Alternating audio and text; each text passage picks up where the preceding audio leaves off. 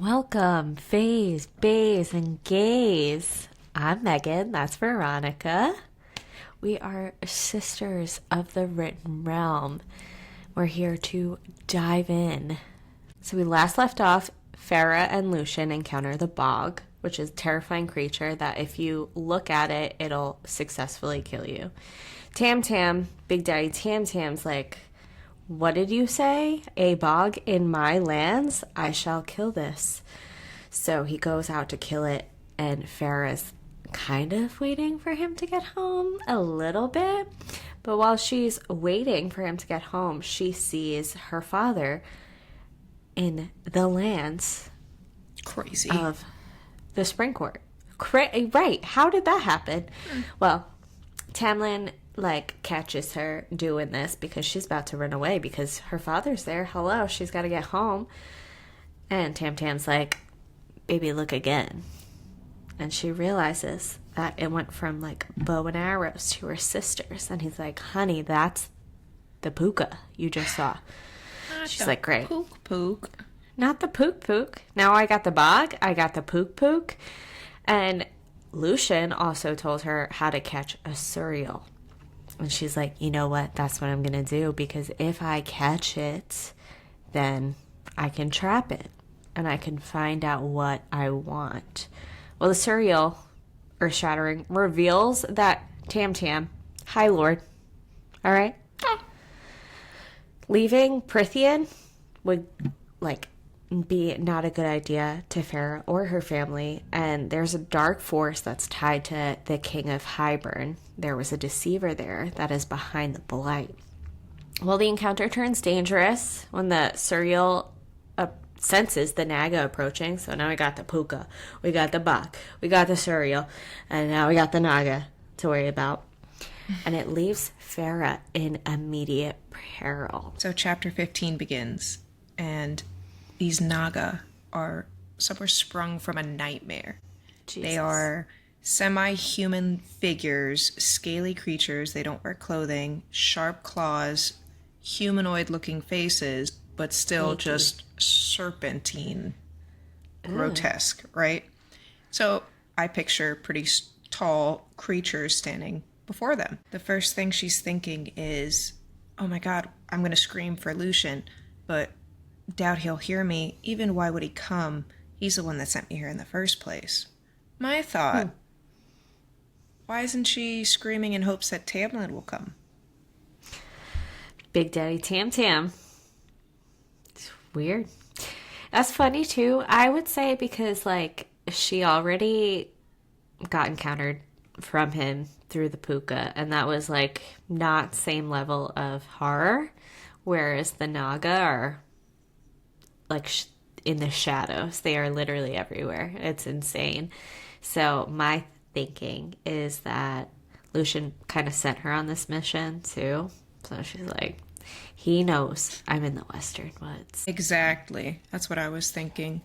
And she gathers her thoughts, quick on her feet. The Suriel is pleading with her, please free me, free me. He needs to go or he's dead. Quickly, she thinks, all right. She screams as loud as she can to distract these Naga, knocks an arrow, aims true to the snag where the Suriel is encaptured. It dips. He's gone. Never to be seen again, right? Then she takes another one, knocks it back, and hits a Naga and starts taking off. She doesn't even care if she hit it, if it's a killing blow, nothing. She dips. She's running through the forest. She's running by the river. She makes a note of just the route she took to get there, so that's the route back to the house that she's trying to follow. Screaming for Lucian, but she feels he's too far away. He's not going to come.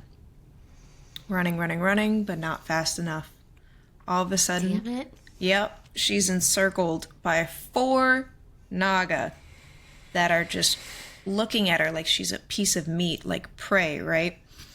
So out of anger, fear, and instinct, she pulls a knife out of her boot that Lucian gave her and stabs one of them that was coming too close. And then one of the Naga says in their disgusting voice, scrawny human thing, do you know what you've cost us? Excuse me. What I've costed you? What about me? Which makes me feel like, what did she do to you? She doesn't know you. Who hurt you? You're on her land, right? What are you doing? What you doing? So she all of a sudden, with this, after that quote, one of them chokes her and she's like, right? Wait, no. Just like that. So after one of the Nagas says this, she immediately, one of them starts choking her and she's trying to fight back, and then she gets slammed to the ground so hard she could feel the blood running down her face. She can taste blood. She's seeing stars. She is out of it. And she feels lost and alone and thinks this is it. And then all of a sudden, she hears this bone-shattering, earth-shattering, magnificent roar from the clearing.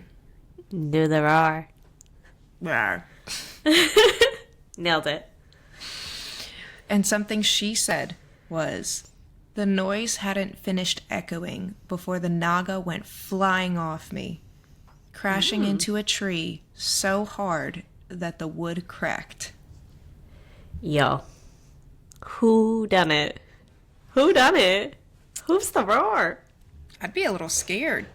Like, I'm scared of the Naga. What just did that to the Naga? That's fair. Well, it's our boy Tam. Tam. And he arrives and tears the throat clean off of one of the Naga, and the others try to flee. It was crazy. Nick of time. Nick of time. Just clears it. And she says, Tamlin let out another roar that made the marrow of my bones go cold and revealed those lengthened canines. Lengthened what? Excuse me? He only got a few steps away before Tamlin tackled him, pinning him to the earth, and disemboweled the Naga in one deep, long swipe. So she's watching all this unfold. She's seeing him go to work for her. Oh my god. Oh my god. I love it. I love it. Feral rage still smoldered in his gaze, and I flinched as he knelt beside me. He reached for me, but I jerked back, away from the bloody claws that were still out. What do you think was going through Tamlin's head, like, impulsively in this moment? I mean, rationale says someone in my court is being killed. Mm-hmm. I have to protect her. But I just want to be like, this human, this poor human who's come to my court, I have to protect her. That's his woman. That's his woman. That's what it's giving. It's very protective. Mm-hmm. Mm-hmm. Oh. So they're on the floor. She's, naturally adjusted. Yep. To Tamlin being in her presence after that. And she's severely wounded, right? She still can't see straight. And all of a sudden she feels this wave of bliss, of happiness, and it's magic. Tamlin's healing her, right? Sweet. He's a healer too? He's healing her. He's soothing her aches. What can't he do? What can he do? And she's thinking, how did you find me? And he was hunting the Naga. There was a whole party of them that he was taking care of, and these four slipped away. And he was walking her route and saw a dead Naga with one of his arrows in it. And it was like, that's my girl Farah. Has to be. Looks like her work. And then he's like, yeah, and then I heard you scream, so I kind of like really sealed the deal. She's like, lucky. Oh. Yeah. Then he still recognizes that she's bleeding. So he takes his tunic off to, because her shirt was tethered and ripped apart by the Naga. So what a gentleman. He takes off his shirt, gives it to Farah. So he just has like this white thin t-shirt on that's like covered in sweat and some blood, and she's noticing how ripped he is underneath his shirt. She's like,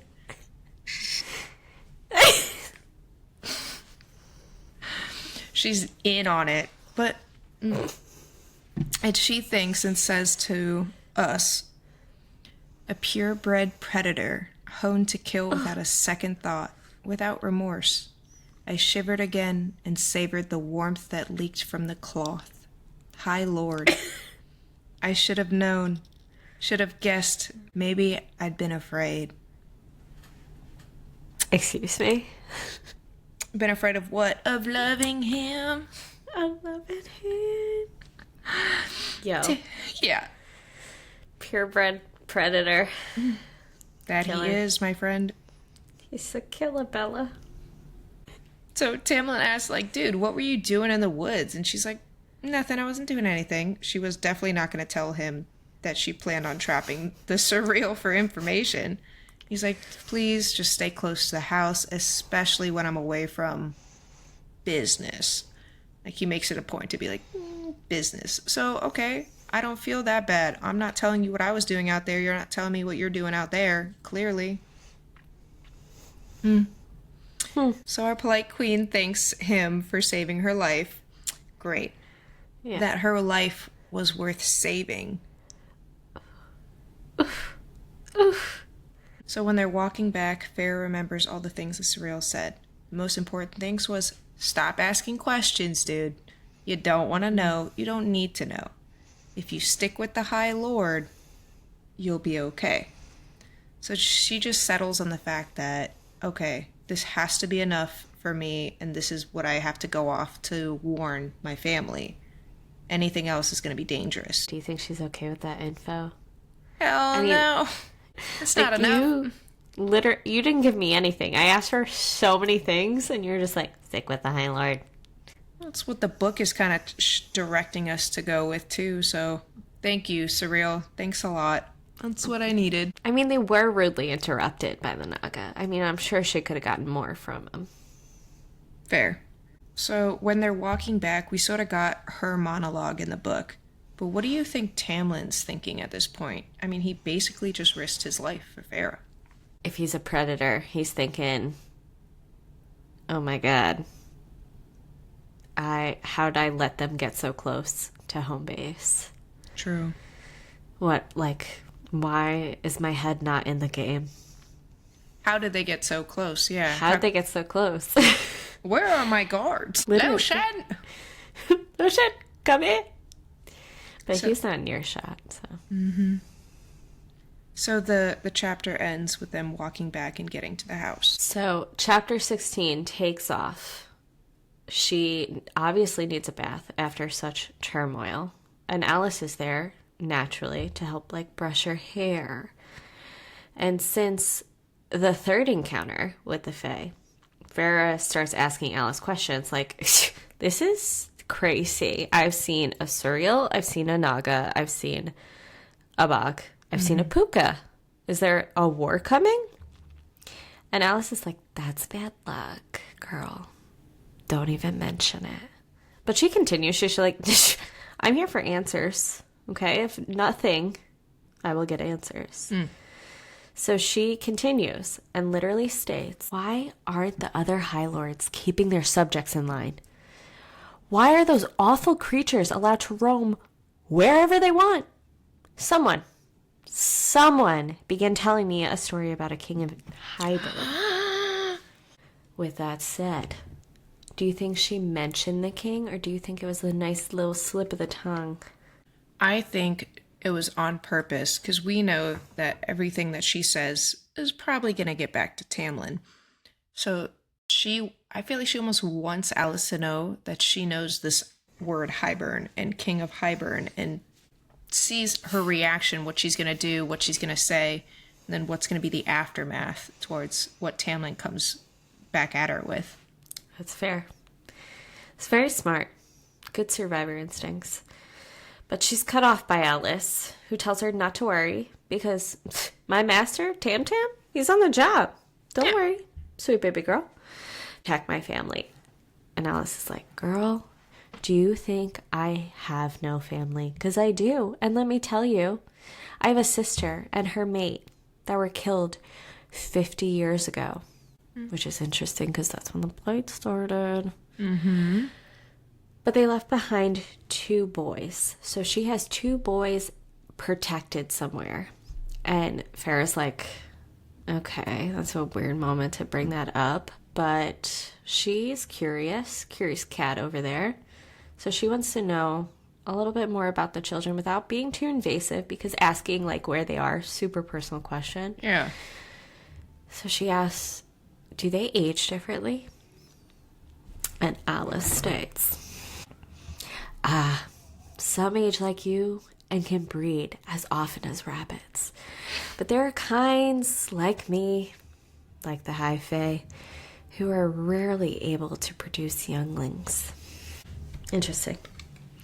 So pretty much all the younglings, the young Fae, they're protected. We don't know where, but they're protected. It's a very top secret mission.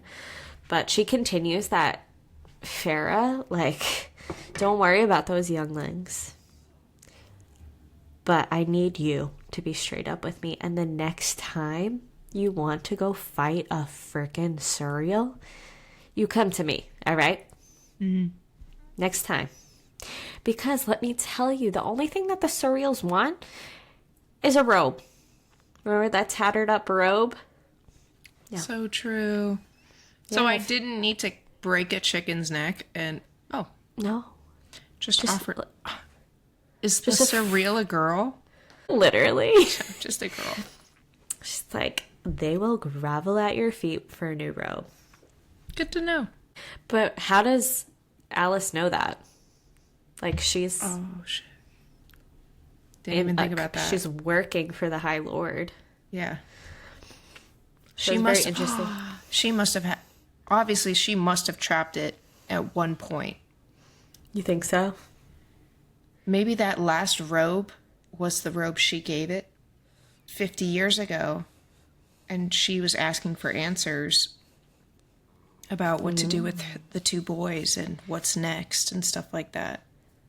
Very interesting. So while Farrah and Alice's encounter ends kind of on like a sour note, she doesn't really say much after that. I mean, what can you say when someone you did not expect turns out to be maybe a cold-blooded hunter, much like herself? He was a murderer. He was a murderer. So Farrah joins Lucian and Tamlin at dinner. Homegirl, not only her hair looks great, but Lucian goes, you look good. Excuse me? Lucian, what do you want from me right now? But she makes a joke. She's like, psh, pish posh. The Fae can't lie.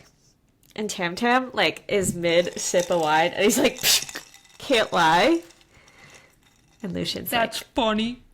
homegirl, let me tell you, we are really good at lying. We actually made an art of it. It's funny that you think we can't lie. And what's going through her head is like, oh my god, almost everything I know about the Fae that has protected me thus far has been a lie. I didn't even know who Tam Tam was. Turns out to be a friggin' High Lord. So she's like, what if iron? And Lucian's like, doesn't do us any harm. The only thing that hurts us, ash, which I think you kind of got that when you killed Andres. You know that. Pretty good inkling. But Tam Tam does damage control. And he's like, I just want you to know, I've never lied to you. Excuse me, sir? Why do you care? Also, is he telling the truth or is he lying? Because Feyre knows that he's lying because he can lie, because all of the Fays can lie, but maybe they're telling the truth, but maybe they manipulate the truth. So you think he was lying or telling the truth?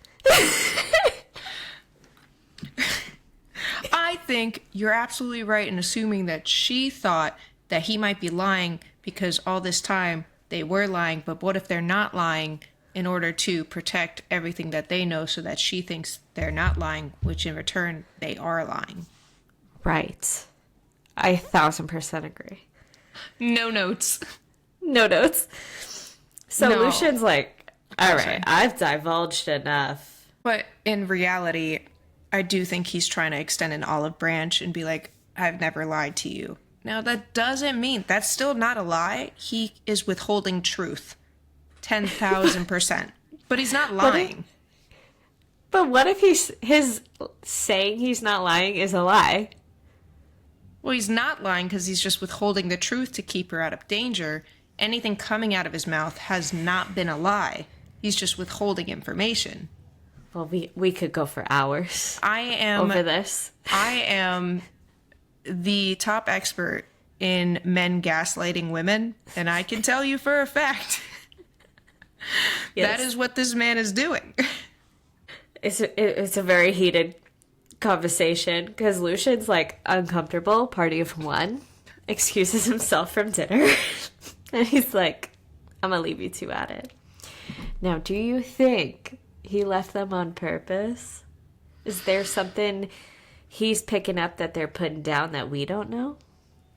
There's got to be something with all the secrets going on, right? Tamlin's the main character, so obviously she's also the main character in Lucian's brain. Something's going on where they need to connect. Also, you just were so right. He's super uncomfy and is like, I don't have to be here for this. Actually, I have freedom of choice. My choice is to leave. Yes. Well, he leaves without eating dessert, so that's on him, unfortunately. But Farah, internal monologue opens, and she says, I was left alone with the most dangerous being I'd ever encountered. He's the owner of this house. She doesn't sound too scared, does she? Tamlin, because he's like, we can't have a moment of peace, continues to ask her, what were you doing in the woods? And Farah's like, I was trying to catch the all-knowing creature. And Tamtam's like, excuse me, you went to catch it. And Farah's like, bitch, I caught the Suriel. Is he underestimating her right now? Is she gonna Elle Woods him? 100%. She's taking that baby to Harvard. The fact that he didn't even know that entire encounter went on, he is thinking, oh crap, she is more than I can handle. That's a woman. And he continues to dig, bringing up words that were actually on her crumpled list that she was trying to learn. There were 4. Unusual, cute, slaying, conflagration. Also, the fact that slaying is on that list. Farah just tries to get up and leave. And Tamtam's like, you love your family. Like, everything you've done thus far, like, I wish they could just see it. Like, you didn't do this for Mother Acheron. You didn't do this for Farah. You've done all of this for them. It's not about the promise. It's not about you. It's about helping them. Farah's like, please don't take pity in me. But before she could exit the door, he is in front of her, blocking the exit. Now, do we think this is hot or a red flag? I'm not gonna lie, because he's attractive, it's hot. But if he was like with one of those fedoras, just like, hello, kitten. It'd be a red flag. He'd be getting a knee to the nuts, and I'd be out of there. So we agree. It's based on attractiveness. I was gonna say, yeah, it's very superficial for safety. It's okay. I agree. Okay, good. But, you know, Tam Tam is giving the Beast in Beauty and the Beast, and he's like, I wonder if they see it. Pour it out for the homies. I did. Ferris still uncomfortable, and she's just like, you know what? I'm gonna change it up. Why can't you laugh, bro? Like, you're so serious right now. And he's It's a serious manner. He's just so masculine. He's like, I don't want your pity. I want your friendship. So you thought we could be friends? That's what you're telling me. You thought we could be friends.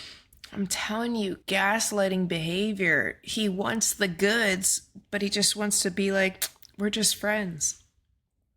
Everything is hinting towards him being a douchebag. define the relationship, but if we were to define it, like, we're just friends hanging out. That's all we are. Noted. He was like, listen, the Fae and humans, we were friends like 500 years ago, so why not now? And she's like, what happened 500 years ago? And he says that's when the fight for humans and the war would have started. And she asks, would you have fought? And he says to her, had I been old enough, I would have. Against slavery, against tyranny, I would gladly go to my death. No matter whose freedom I was defending. And he's flirting with a 19-year-old. It's grooming. He is a beast.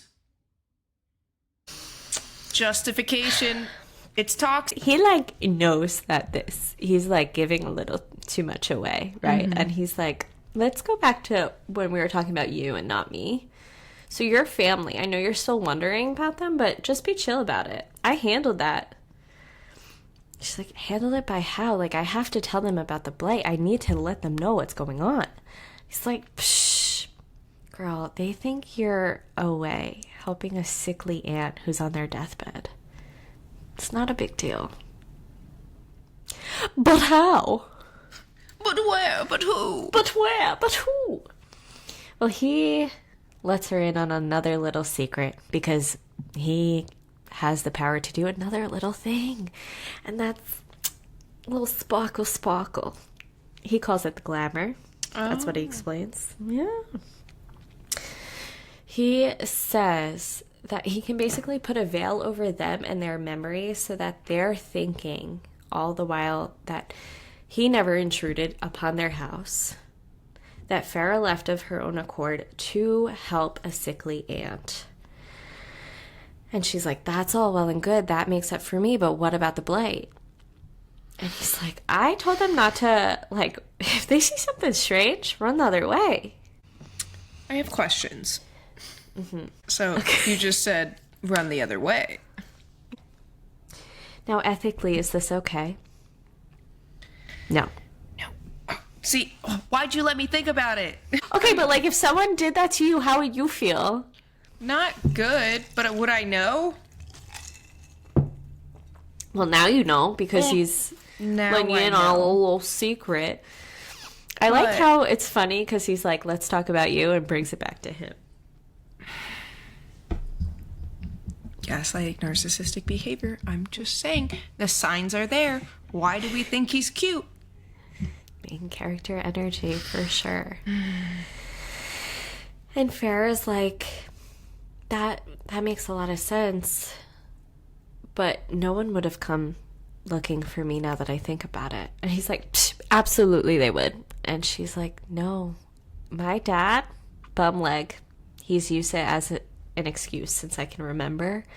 Me being away, he just used it as another excuse. So that whole illusion she saw with the Puca, just thrown away. Just literally like burned in her brain by her own thoughts.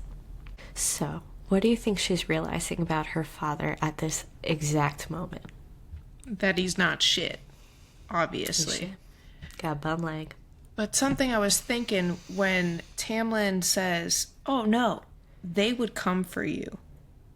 What does he know? Did someone try and come for her? Interesting. Yeah, maybe he put the veil like she's not here right now. She's not on a prowl to escape anymore because she's like, I'm trusting you. I'm trusting to believe what you say is 1,000%. She's like, I gotta fill my time somehow. I've been planning my escape all the time. She's not telling him this, but in her head she's like, what can I do? So she thinks of the very activity that she would have done had she had the time in the human realm. What do we think it is? Painting. So she asked him for supplies, and he's like, yeah, I'll do that, but in the meantime, like, have you checked out my gallery? Man's got an art gallery in his house. Oh, she would love that. She's just in awe of this gallery. And in the book, we got an internal monologue again. He smiled at me still, broadly and without hesitation. Isaac had never smiled at me like that. Isaac had never made my breath catch. Just a little bit. You got thoughts? Isaac, homeboy from home, the one she lost her virginity to, Yep. never made you lose your breath? You poor thing. You First of all. poor thing. Well, that's the first time she's picturing or making a comparison of a love interest to Tamlin. How do we feel about that? Are we Team Tam Tam? I mean, I'm Team Tam Tam over Team Isaac, who's just like looking for a quick fuck. So fair. Well, perfect timing for her, right? Because she hears shouting and runs to the stairs to see Tamlin bring in this blue fairy, right? He's carrying in a wounded fairy from outside. Yeah. It's bleeding everywhere. It's severely injured. Lucian joins in on him. I know. And Tamlin explains that the Summer Court fairy was found just over the border, so still not in his lands. So he must have been on patrol, right? The fairy cries out, "She took my wings." Though he does not identify this mysterious woman. It has to be the same she. That's all I'm saying. That's all I'm saying. I feel like Charlie in It's Always Sunny, where he has like the map. It's coming together. It's coming together. So Farah holds down the fairy as Tamlin is trying to tend to these wounds, but they are very severe, and his magic is very weakened, right? What does Lucian do? He vomits and runs from the room. What's with these men and their weak stomachs? I don't know. So it ends up Tamlin cannot stop the bleeding with his magic because it's not strong enough. Farah realizes that this fairy is going to die, right? She does everything that she can to comfort him, even promising that he'll get his wings back. We obviously know he's about to die. As Tamlin says an ancient prayer, Farah holds this fairy's hand, refusing to let go until he takes his last breath. Oh, I know. That's so sad. That's very human of her, I would say. Why do you think his like powers are running? I thought he could do nothing wrong. I wish I knew, but maybe it's got to be the blight. It's got to be the blight. Something about the blight is affecting his powers. Yeah. It's affecting everything else.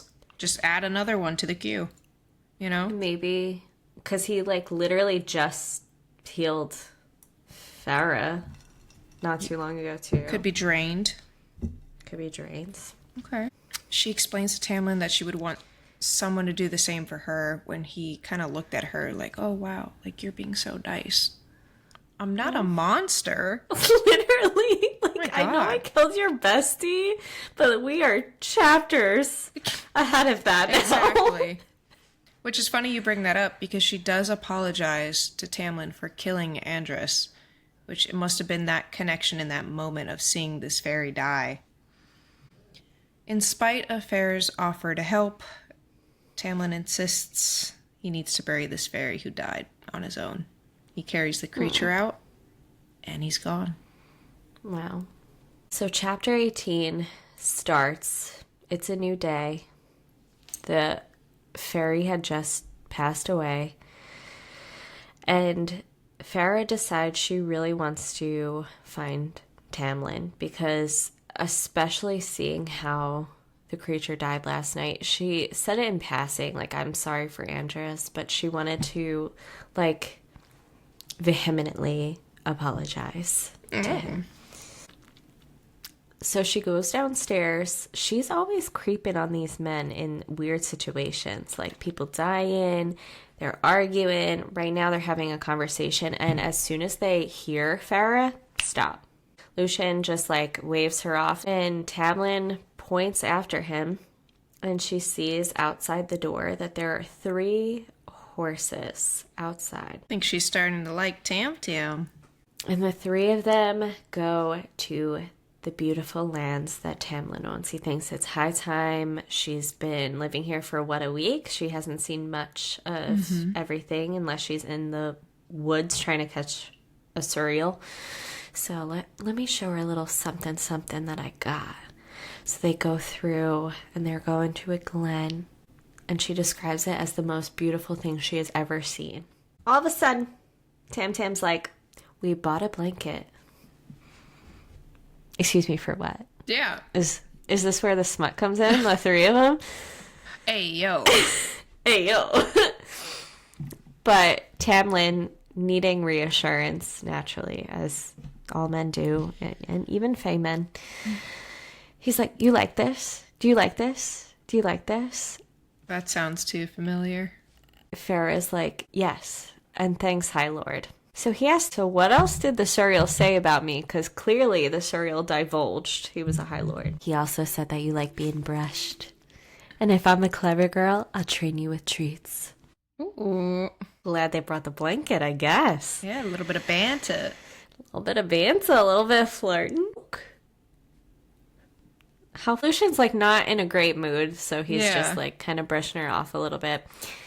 But he's like, oh, how funny. And Tamlin's like, direct quote, Tamlin grasped my wrist and tugged me down the hill, his callous fingers gently scraping against my skin. He let go of me to leap over the root of the tree in a single maneuver and prowled to the water's edge. I could only grind my teeth as I stumbled after him, heaving myself over the root. What's the root? His dick? Water pouring, like, she sees this water pouring into this pool. And she says, that looks like starlight. It is starlight. And Talon's like, isn't it great? Like, this is my favorite spot. It's been my favorite spot since I was a young boy. How long ago was that? And he just says, a long time ago. Funny how Fae men are just like men on the dating apps. They don't tell you their real age, their real height, anything. Mm-hmm. They're all the same. It's also giving, like, dog that's trying to show its owner a new toy. Like, you see it? You see it? It's really cool, right? Right? Farah asks, like, if they're okay that they left Lucian alone to drink the wine. And he's like, actually, Lucian has been through a lot worse. Like, he's going to be fine after last night. In fact, he's the youngest of the High Lord of the Autumn Court, where he has 6 older brothers. And growing up was very cutthroat because apparently, you know, in the human realm, it's always whoever is the eldest inherits the title, but in the Fae realm, it's the strongest. So they're all kind of competing to be the strongest. Got it. I always wondered, like, what do you think about the strongest inheriting the title and not the eldest? I mean, I think it's a great idea. The eldest might be the most stupid of them all. It should be the one that can lead them into whatever dangers are occurring. And strength can come in many forms. It doesn't have to be physical strength, I'm sure. True. So. Yeah, I'm sure it's like a lot of testing. And Lucian apparently had seen this all growing up. And Tamlin's explaining this to Farah. Like, he had no interest in being a High Lord. So much so that he wanted nothing to do with the Autumn Court. Like, he found a woman that had nothing to do with nobility. And he was sure that through it, too, he was going to develop a mating bond. And he thought it would snap into place. Now, we don't know too much about what the mating bond is. It's just been this, like, overall kind of almost like a true love, almost like a soulmate. But other than that, we don't know too much about it. So he really cared for this woman and thought of her as like his potential mate, but it had never snapped into place because before it could, his father killed her in front of Lucian. In fact, he had 2 of Lucian's older brothers hold him down to watch. That's where he had come from. And after the act, Lucian runs out of there naturally because you just see who you think is the love of your life be brutally murdered in front of you. He starts running out of the court. He knew Tamlin from when they were younger. He was like, I just got to get out of here. But before he could, 3 of his older brothers came out looking for him. 3 of his brothers came out looking for him. And Lucian was surrounded. He had nothing more than he could do than kill one of his brothers. And naturally, he was running away to get away from the court. And Tamlin actually took him in as an emissary. Good. That was enough for her to handle. So she asked Tamlin what would happen if she drank the starlight. And he says, I think you'd be happy until your last breath. In fact, we should both have a glass each. And she's like, dude, that's all well and good. I need the whole damn pool. I would need to drink this entire thing. But Tamlin pushes. What would be enough to make you happy? Why do you care? He's already doing so much. He's doing the most. Literally. The most. Providing for the family. A glamour so that they think she's okay. They're living better than what they were in the cabin. She's safe. She's doing the things she wants to do. He's going to get her paint supplies. Jesus Christ. Why wouldn't she be happy? Yeah, like he's done so many things. Like, just appreciate it maybe. From the book, she does decide she's going to join Tam Tam in the pool. Mm-hmm. So, an excerpt. Slowly, so slowly, his eyes roved down, then up, as if he were studying every inch, every curve of me. And even though I wore my ivory underlings, that gaze alone stripped me bare. His eyes met mine, and he gave me a lazy smile before removing his clothes. Button by button, I could have sworn the gleam in his eyes turned hungry and feral, enough so that I had to look anywhere but his face. Girl, where'd you look then? Is someone getting the hots for the High Lord? 100%. Yeah. Oh my god, I just got red. Oh my god, I'm flustered. I'm just a girl. I mean, come on, a guy looks at you like that, of course you're gonna be getting butterflies in your stomach. Literally. But she's like, okay, we gotta bring this back to PG. This is getting really hot and steamy. Let's focus. So she's like, let me tell you a little bit more about me. Let me tell you how my life got turned upside down. Well, my family lost the fortune on a risky shipping venture that my father did. In order to feed my family, I taught myself how to hunt at 14. It ends kind of there because he learns more about our family. It gets less hot and steamy. They get into the pool, cold water. They're fine. We're all cooled off now.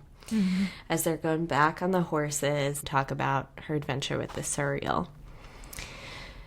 And he asks her why her first shot was to save the Suriel and not herself. So what do you think? She always hunted for necessity. It wasn't something she had a pleasure in doing. So it's like she hunted the Suriel. She needed to do that. The Suriel was there because of her. I feel like she wouldn't be able to live with herself if something happened to someone, especially after knowing the backstory of Andrus and that he had so much more and he wasn't just this evil fae, right? He had a whole life and friends and family. So I think that was going through her head too of, I'm not going to do this again. Mm-hmm. Yeah. I could definitely get behind that for sure. But they make light of it, you know. She was just like, you know, I did what I had to do. And Lucian says that he's like, I was not trying to put you at risk. Like, I did not know that that was about to happen. And she's basically like, literally, the next time you want to kill me, like, you better try harder than that. As a joke, like, yeah, fun camaraderie. Ha-ha. Laugh. So chapter 19 begins. The painting room that Tamlin has set up for her is almost ready. So until then, she takes her to the freshly cleaned gallery where she's like humbled and in awe of all the artwork still, right? She stays there for hours. Then, when the room is finally ready, Alice takes her to the room, and it's filled with canvases, paint, brushes. Aww. I know, everything that she would need to start and complete paintings, right? I know, I thought that was really cute too. Talk about an olive branch. Farrah doesn't show anyone her paintings, feels like the work doesn't match her imagination. It's almost like she's still in a place where she doesn't feel comfortable to paint what she's truly feeling inside, is what the book gave to me. And when Tamlin is away, she can't even paint because the worry of him being away is keeping her from focusing on her paintings. That's so sweet. Feelings forming between the two. I think she's genuinely worried when he's away. What do you think? I mean, it would make sense, right? Because this ominous business that he's kind of referring to, he's like, stick close to the house when I'm away on business. There's like talks that she's not involved in, but she knows like tensions are rising. And like 50 years in the Fae realm, not a ton of time, you know? Mm-hmm. It seems to be escalating more and more. So her nightmares continue. They're not just going to go away, but they do lessen because she's afraid less often due to feeling more safe in the castle and with Tam Tam. And I guess a little bit of Lucian too. You know. I'm sure. Yeah. I mean, she's with like the most powerful beings. What do you have to be afraid of? She remembers that the Suriel said, stick with the High Lord and you'll be okay. So she calms herself down. So a day passes and Tamlin's back from business, right? They're having dinner, and out of nowhere, she just storms out and she dips to the gardens. And the song, like, walk 'em like a dog, walk 'em like a dog. Because, yeah, Tamlin follows right after her into the gardens. Ooh. And they're kind of silent there, standing a little bit. And he starts to mention, like, oh, you know, these gardens were a mating gift from my father to my mother. Trying to, you know, make light of something or fill the void of silence. Yeah. And Farrah finally opens up that she was upset that her family didn't fight for her. And after everything she's done, like, no one even came looking for me. While she's doing this, she's walking through the roses, and she gets stabbed by one of the thorns right on the palm of her hand. Jeez. Doesn't make anything of it, but in a swift motion, Tamlin grabs her palm and kisses it, and it heals. Good. Ugh. And then he says, all your answers will come when it's safe. What do you mean when it's safe? Like, I feel safe right now. I'm not even on the safe part. He casually grabs my hand, kisses the palm, and I'm healed. Is this something that's saying, not only can I heal your physical wounds, but I can heal your internal wounds? It was just such a, I can take care of you moment. They end up going to bed. The next morning, Tamlin follows her into the woods, right? And she says, my heart thundered, and I knew he could probably hear it. But he leaned his head towards me, a silent invitation, and I fingered through his hair gently, carefully. He purred, the sound rumbling through my fingers, arms, legs, and core. I wondered how that sound would feel if he was fully pressed against me, skin to skin. I step back. He purred? Isn't that funny, though? Because he's like, he night shadows as a beast. Yeah. It definitely makes sense. I feel like purring, if you said growling, I'd be like, ooh, I'm there. It's like innocent. It's innocent enough. I feel like Tamlin felt the tensions kind of building, so to lighten the mood, he pulls out the sheet of paper that had her unknown words on it, and he created these limericks with the words she didn't know. And one of them was, there once was a lady most beautiful, spirited, if a little unusual. Her friends were few, but how the men did queue. But to all she gave a refusal. First of all, that's really sweet. I love that. But you calling me picky that's what you're calling me? Yes, hard to get. All right. But okay, I'm here for it. The mood is lightened. She laughs. It's great. They go into more conversation. Tamlin explains the difference between the marriage, a regular marriage, and the mating bond, where it's like the perfect scenario would be mating bond and marriage. But some people, when you have a mating bond, that might not be really your person, but it would work maybe in alliances or court and court, what would be best for your status in the realm. So she gets it. So it's like a twin flame. Yeah. Kinda. Yeah. Okay. He talks a little about the past with his dad and his brothers and how cruel they were, and that he is this completely other person. He never wanted to be High Lord. He just wanted to be a warrior. So when the tragic death happened and the power chose him because he was the only one of the siblings to survive.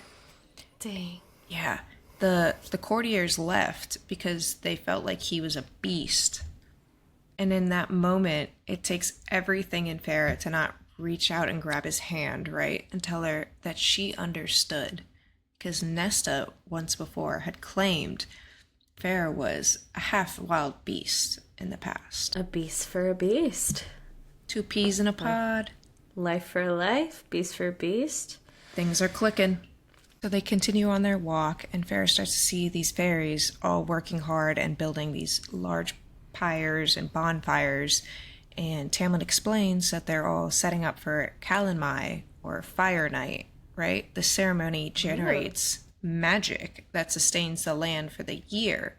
So that might explain why if it's coming up, that's probably why he's at the end of his magic and couldn't save the blue fairy. Oh. Mm-hmm. Okay. They gotta gear up again. They gotta gear up again. It's like a harvest festival, almost. Oh. Yes. He tells Farah, "You're not invited." But she lives there. What is she supposed to do? She's seeing all these people getting ready for this awesome festival, and then you got Tam going, "Oh, by the way, you can't come. Yeah, I need you to lock yourself away and stay far away from every fairy." So they're entering into a different piece of the garden, and all of a sudden Tamlin's like, "Farah, hide," right? And she's like, "What?" And he's like, into the bushes, right? That's how I pictured it, where he was just like, "Get down there," right? It says, "Whatever you do, do not come out. Don't be seen. Don't be heard," right? And Lucian joins Tamlin, and they face this invisible foe. They're talking to something that she can't see, and this invisible foe. They're talking about a mysterious woman who holds their fate in her hands. Once again, this mysterious woman is brought up again. No one's saying her freaking name. It's giving like invisible cloak over her. It's also, yeah, like very Harry Potter themed. But it's like you see this lovely event, you see everything that's going on. Can't go. I don't even want to be seen with you right now. Gotta hide. I don't even want to look at you. So this mysterious foe starts to mention the Naga, the Puca, and the bog. And they're just mere gifts and reminders of what hell she can unleash if they were trying to break the terms of. And then Lucian barks in. He's not trying to break the terms of what? He's not breaking the terms of what? Okay. Of what? Also, gifts. That makes me think, if those are just gifts, what else does she have that's far worse than a gift? Before he leaves, the creature expresses surprise that Tamlin feels such fear in spite of his heart of stone. Ding, ding, ding, ding, ding, ding. If anyone remembers, write in the chat if you do. We mentioned the heart of stone piece, that was a weird take. Who said it? If you know, you know. If you know, you know. These are things. Write that down. Write that down. That's right when he wishes away. You could feel the feeling of air rushing. So obviously it's flying away, whatever this mysterious being was. And Tamlin just pulls Farah You're back. out. Yep. Hi. I can be seen with you now. Out of her hiding in the bushes. And he says, "There are certain fairies in Prithian who inspired the legends that you humans are so afraid of. Some, like that one, are myth-given flesh." Okay. No, thank you. No, thank you. I don't want any part of that. The creature, so Lucian's talking about it and says like the adder. So that's how we figure out the creature is an adder, and it's a messenger to whoever she is. Another one. Great. Right? They return to the house with Farah wondering who this woman is that's got Tamlin and Lucian so freaking scared. They're not afraid of the Naga. They're not afraid of the bog. They're not afraid of the adder. Nothing. But they're afraid of her. And her asking this almost out loud, the spring breeze whispered that she didn't want to know. Hot take, though. I think he's lying. If the adder was not smart enough to know that she was literally in the bushes, I don't think he's as scary as Farah is led to believe. So you're saying the adder must have known it was a plan that he pretended not to see her? Because I believe you. I'm with you. Either that or he's not as powerful. Because if there's a hierarchy of creatures, right, by the Naga. Okay, so it goes. Puca, kind of cute, kind of adorable, right? We got the bog. Can't look at them, right? Very opposite of the Puca, but probably could kill the Puca.